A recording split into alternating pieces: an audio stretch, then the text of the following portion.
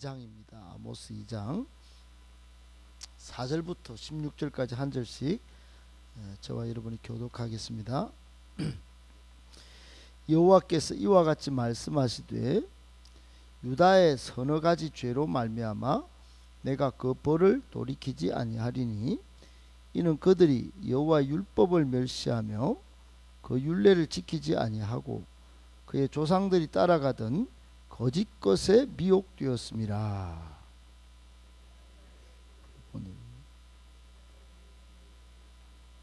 여호와께서 이와 같이 말씀하시되 이스라엘의 서너 가지 죄로 말미암아 내가 그 벌을 돌이키지 아니하리니 이는 그들이 은을 받고 의인을 팔며 신 한 켤레를 받고 가난한 자를 팔며 힘없는 자의 머리를 티끌 먼지 속에 발로 밟고 연약한 자의 길을 굽게 하며 아버지와 아들의 한 젊은 여인에게 다녀서 내 거룩한 이름을 더럽히며 모든 제단 옆에서 전당 잡은 옷 위에 누우며 그들의 신전에서 벌금으로 얻은 포도주를 마심이니라.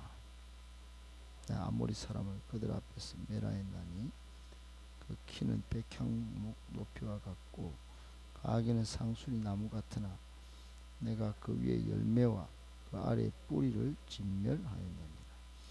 내가 너희를 애굽 땅에서 이끌어내어 40년 동안 광야에서 인도하고 아모리 사람의 땅을 너희가 차지하게 하였고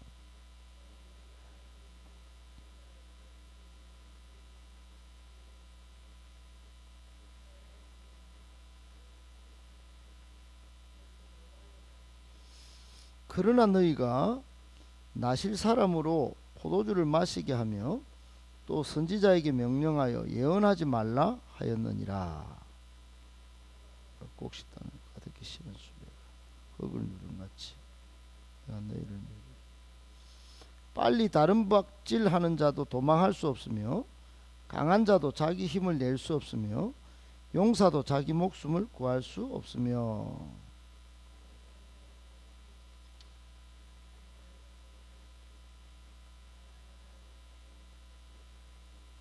같이 읽겠습니다. 용사 가운데 그 마음이 굳센 자도 그날에는 벌거벗고 도망하리라. 여호와의 말씀이니라. 아멘. 할렐루야. 하나님께서 여러분을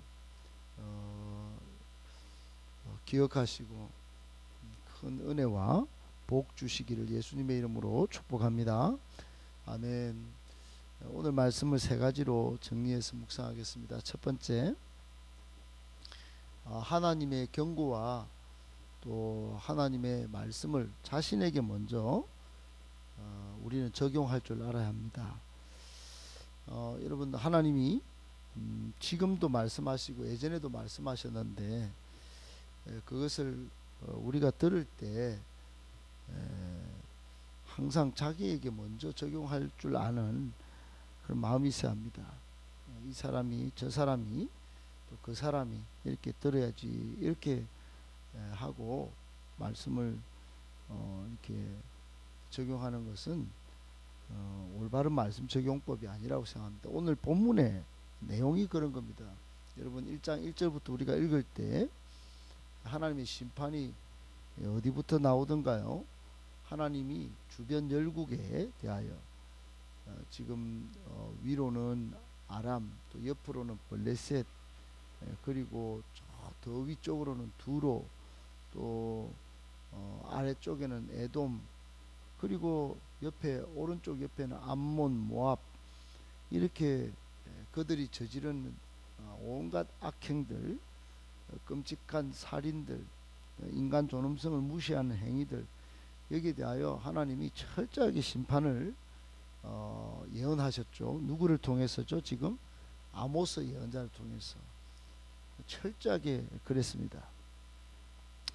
그러니까 여러분 지금 이 아모스 예언자의 궁극적인 경고 심판의 예언은 누구를 향해 있습니까? 원래는 북이스라엘입니다. 북이스라엘. 지금 아모스 예언자는 호세아 예언자와 함께 우리로 치면 북한 평양에 너희들 지금 하는 행동 봐라. 너희 조심해야 돼. 너희 지금 하나님의 백성으로 선택된 백성으로서 너희 지금 이렇게 살면 안 돼. 그렇게 지금 부름받은 예언자인데 갑자기 아모스의 입을 통하여 주변 열강들을 막 심판하기 시작하니까 북이스라엘 입장에서는 듣기에 시원한 겁니다. 얼마나 좋았는지 몰라요. 야, 이제 두 발 뻗고 잘 수 있겠구나.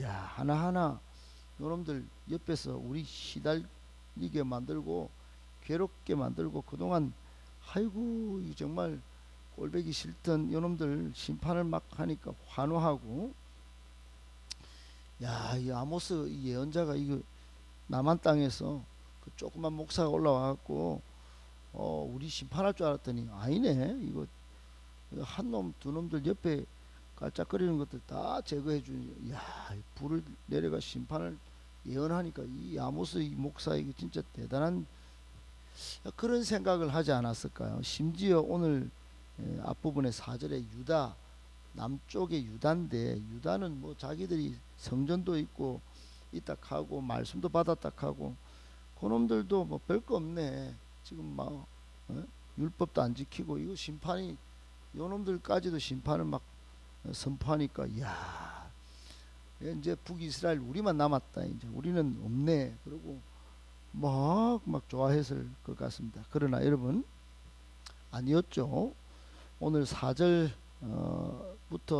잠깐 이렇게 3절만 딱 그려놓고 6절 이하는 전부 이스라엘 심판입니다.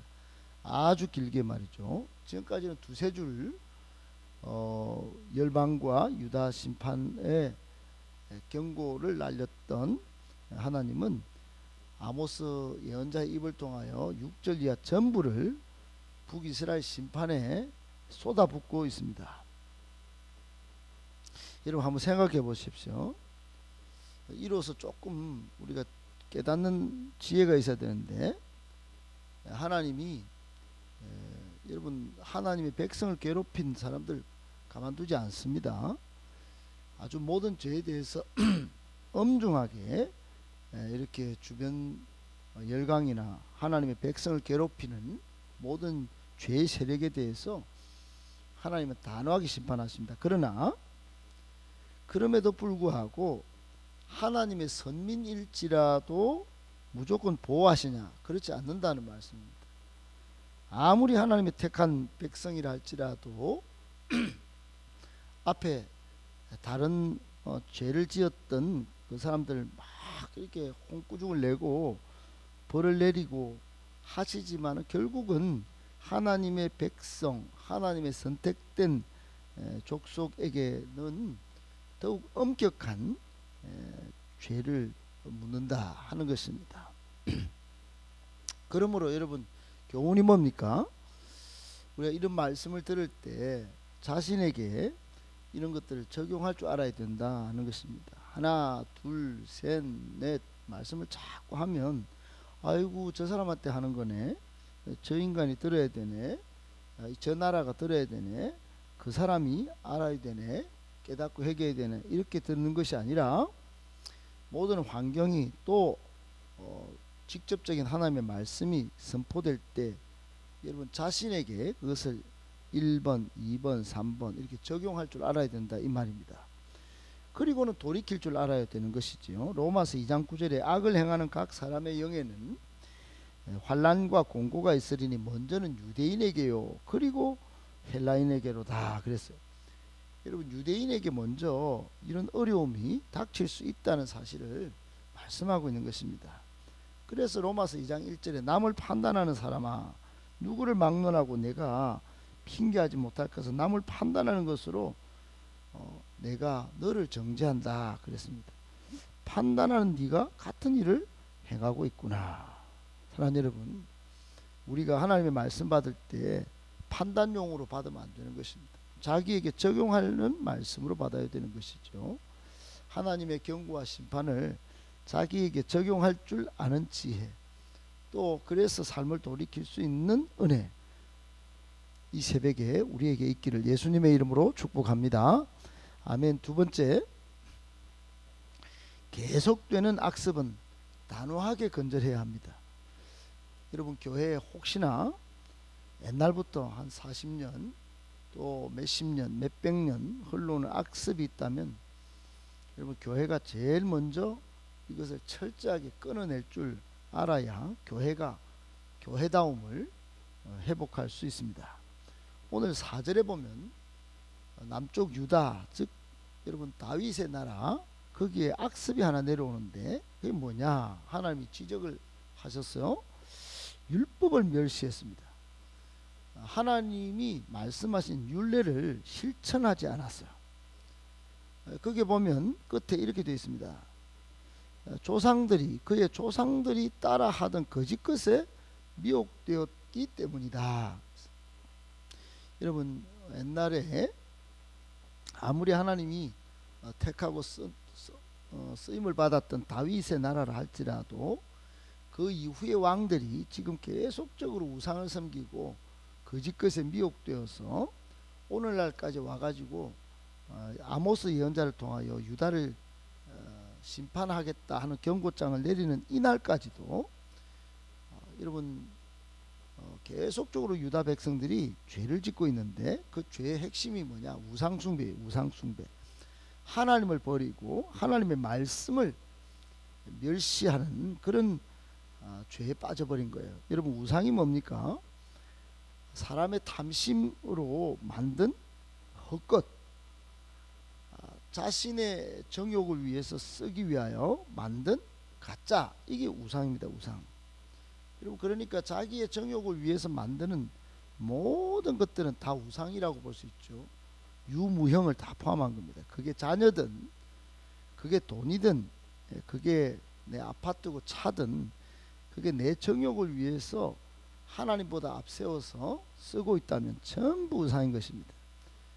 여러분 말씀이 아닌, 말씀은 믿음의 원천이고 진리의 보고고 우리의 행복의 또 원천인데 이거 외에 말씀을 무시하고 그 외의 것들로 뭔가 좀 만들려고 만들었던 많은 것들은 전부 우상이 될 수 있습니다.